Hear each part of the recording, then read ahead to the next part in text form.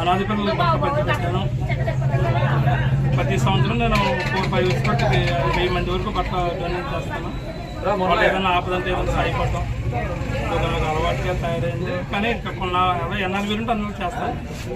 ఊళ్ళో అనాథ వికలాంగులు, కాళ్ళు లేని చేతులు, ఇలా ఈ టైప్ ఆఫ్ పర్సన్ అందరికీ వచ్చే ప్రతిసారి జాయిన్ చెప్పొచ్చుగా నేను హెల్ప్ చేస్తుంటాను. వాళ్ళు ఏదో దానికి వాళ్ళు డొనేషన్ పెడితే 10,000 కూడా ఇచ్చిన వాళ్ళకి ఏదో నరేష్ అన్న బయటగడి వేరే 10,000 అయితే ఖర్చు కట్టి ఇచ్చిన.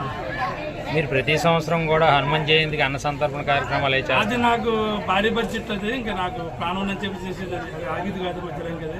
నేను 4 వీరుంటే 4 చేస్తుంటాను. 5 years బ్యాక్ అక్కడ నుంచి చేద్దాం అనిపించి నేను చేస్తాను.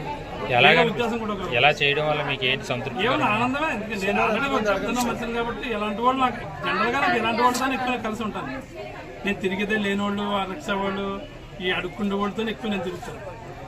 నాకు ఉందామన్నా రాయల్టీగా బతుకుతాను ఆలోచన నాకు ఇప్పుడు రాదు, రాబోదు కూడా. ఇంకా ఆ అబ్బాయి అలా చెప్పిన కానీ నేను కార్యక్రమం మొదలుతాను. అవి 100 వచ్చి 1000 వచ్చి 2000 మంది అంతమంది ఉండొచ్చు నాకు తెలిసి. ఇచ్చాం నేను సంపాదించాలంటే కొంత వాళ్ళకి ఇవ్వడమే. నేనే పట్టుకుపోయేదే ఉండదు కదా. ఇక్కడ నుంచి ఉన్న దాంట్లో జనరల్గానే ఫస్ట్ నుంచి చిన్న అలవాటు ఉంది. కానీ ఇప్పుడు బాగా పెంచుకున్నాను దీన్ని అంతే. ఎందుకంటే నా ముందు చాలా మంది చచ్చిపోతున్నారు, ఇది ఎందుకు పోతున్నారు ఎందుకున్నారు కూడా తెలియలేదు.